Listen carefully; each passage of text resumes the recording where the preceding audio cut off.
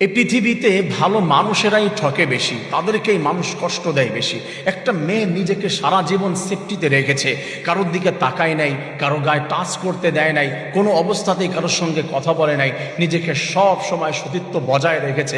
এই মেয়েটাই একটা সময় এমনভাবে ঠকে যে তার কারো কাছে মুখ খুলে কিছু বলার মতো সুযোগ থাকে না, বুক ফেটে যায়, ভিতরে কষ্টটা কারো কাছে শেয়ার করতে পারে না। একটা ছেলে নিজেকে এত ভালো রেখেছে, শেষবেলা দেখা যায় সেই ঠকছে, তাকেই কষ্ট দেওয়া হচ্ছে, তাকেই সব দিক দিয়ে, চতুর্দিক দিয়ে তাকে প্রেশার ক্রিয়েট করা হচ্ছে।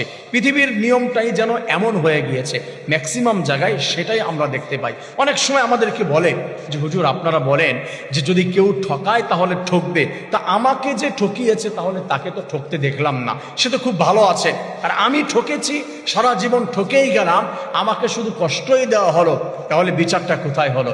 আমার প্রিয় ভাই বন্ধুরা, আসুন মূল কথায়, ভালো মানুষ তারাই ঠকবে। আল্লাহ তাআলা জানিয়ে দিয়েছেন, আমি রব্বুল আলামিন তাদেরকেই অনেক সময় কষ্ট দিয়ে পরীক্ষা নেই, তাদেরকে আমি পরীক্ষা করি, যারা ভালো আরেকটু কষ্ট দেই, আবার কষ্ট দেয়। আল্লাহ তাআলা বলেছে, আমার বান্দা, আমার বান্দি যখন কষ্ট পেতে পেতে আমার উপরে ভরসা করতে পারে, একটা সময় আমি রব্বুল আলামিন তার সমস্ত অপরাধ ক্ষমা করে দিয়ে খালেস বান্দা বান্দি হিসেবে কবুল করে নেই। সুবহানাল্লাহ।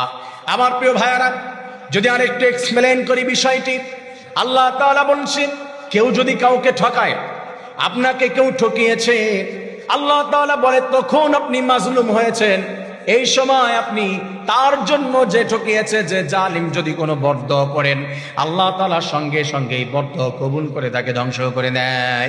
এবং আপনি যদি আপনার মঙ্গলের জন্য কোনো দোয়া করেন, এই মুহূর্তে রব্বুল আলামিন অবশ্যই আপনাকে তখন সফল বানিয়ে দিবে। সুবহানাল্লাহ।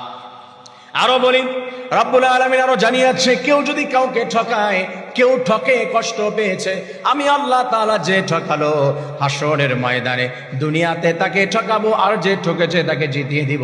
হাসরের ময়দানে আমি আল্লাহ যে কষ্ট পেয়েছে, ঠকেছে, তার আমলনামায় ওই যে ব্যক্তি ঠকিয়েছে সমস্ত আমল এনে তার আমলনামায় দিয়ে দিব এবং তাকে জান্নাত দান করে দিব। সুবহানাল্লাহ। আপনি লস করেন নাই প্রিয় বোন, আপনি লস করেন নাই প্রিয় ভাই, আপনাকে ঠকিয়েছে, মন খারাপের কিছু নাই, ডোন্ট বি আপসেট, মন খারাপ করেন না। আল্লাহ তাআলা বলছে সে সঠিক বিচার করেন। রব্বুল আলামিন দয়ালু, বাট সে কিন্তু সঠিক বিচারকারী। সে কিন্তু মানুষকে কখনো দুই নাম্বারি বিচার করবে না, দুই প্রকারের বিচার এক জায়গায় হবে না, ইনসাফ প্রতিষ্ঠা করবেন। আল্লাহ তাআলা বলছে, লা যুলমাল ইয়াউম, আল ইয়াউমা তুজজা কুল্লু নাফসিন বিমা কাসাবাত লা যুলমাল ইয়াউম। হে বান্দা শোনো, আজকে আমি প্রতিদান দিয়ে দিব, কারো প্রতি জুলুম হবে না।